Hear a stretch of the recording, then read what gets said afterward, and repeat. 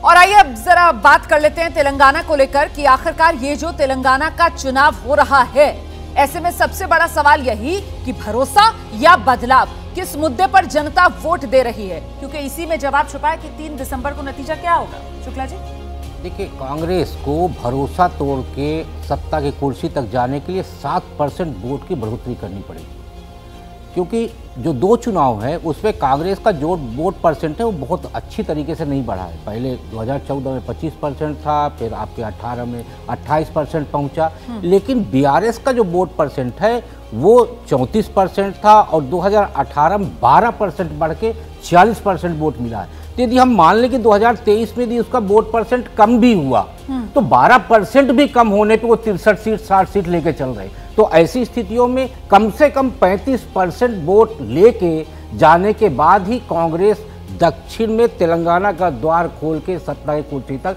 पहुंच सकती है। ठीक है, लेकिन ये तो सिरे से एक तरीके से एरिथमेटिक एनालिसिस हो गया, पर चुनाव जो है वो सिर्फ और सिर्फ गणित के आधार पर नहीं बल्कि भावनात्मक मुद्दे जो कहीं ना कहीं चुनाव का रुख कहते हैं पलट देते हैं। ऐसे में सवाल ये बड़ा हो जाता है कि इस बार तेलंगाना के चुनाव में आपको क्या लगता है सबसे ज्यादा प्रभाव डालने वाला मुद्दा कौन सा? अक्कू जी।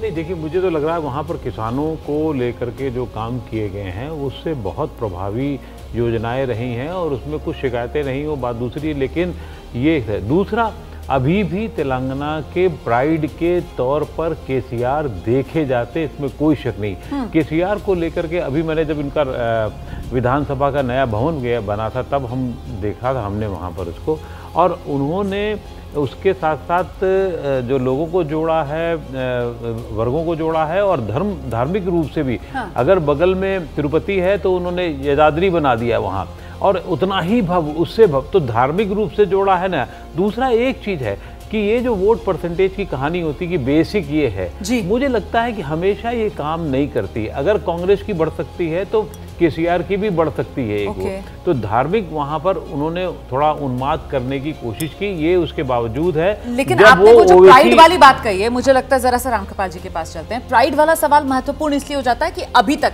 तेलंगाना और उससे जुड़ा प्राइड सिर्फ और सिर्फ केसीआर के सिर पर वो ताज था, लेकिन इस चुनाव में एक बदलाव जो कांग्रेस की तरफ से भी देखा गया और कांग्रेस जनता को ये याद दिलाती नजर आई कि केंद्र में हम थे जब तेलंगाना बनाने का फैसला लिया गया, और फिर इंदिरा अम्मा से लेकर सोनिया अम्मा तक सब कुछ कांग्रेस चुनाव मैदान में ले आए।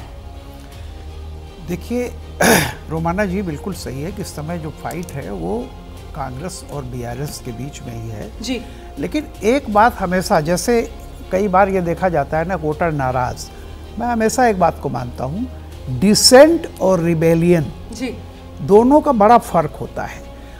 कोई भी कितना भी आप अच्छा काम करें, अगर आप जनता से, वोटर से पूछेंगे तो कोई ना कोई शिकायत उसे एस्टेब्लिशमेंट से रहती है, वो हमेशा होता है। सवाल इस बात का, जैसे एक बाप से पूछिए कि आपका बेटा, तो कहेगा कह रहे ये बिल्कुल गया है, गुजरा है, सब कुछ है। तो डिसेंट जो होता है वो रिबेलियन नहीं होता। रिबेलियन का मतलब है कि नहीं, इसको हटाना है। मुझे लगता है कि वहाँ पे तेलंगाना में ये स्थिति नहीं है। दूसरा जो लाभ ये होता है कि लाख डिसेंट के बावजूद जब सामने कोई बेहतर विकल्प हो तभी आदमी उस लेवल तक जाता है। तो हो असंतोष तो होगा, लेकिन वो असंतोष जैसे कि कोई एक ऐसा चेहरा होता, आप कह रहे हैं कि जो सामने ऐसा असंतोष नहीं है, हाँ, जो भरोसा पूरी तरीके से खत्म हो जाए और बदलाव की बयार चल जाए। लेकिन ऐसे में सवाल ये कि यहाँ पर भरोसा और बदलाव का जो जिक्र हो रहा है, तो फिर तेलंगाना को लेकर आर पार की बात आखिरकार क्यों सिर्फ बीआरएस और कांग्रेस के बीच सिमटी हुई है, जबकि अगर जरा सा पीछे जाएंगे आप और 2020 को याद करेंगे तो फिर वो ग्रेटर हैदराबाद म्युनिसिपल कॉर्पोरेशन के जो चुनाव हुए थे उसमें तो सीधे सीधे बीआरएस को चैलेंज देती हुई बीजेपी नजर आई थी, और तब तो ये माना गया था कि साहब जो कॉन्टेस्ट है वो सीधे बीआरएस और बीजेपी के बीच होगा, कांग्रेस पिछड़ चुकी है। तो आखिरकार ये तब्दीली जो तेलंगाना की सियासत में आई है, इस पर भी आगे बात करेंगे।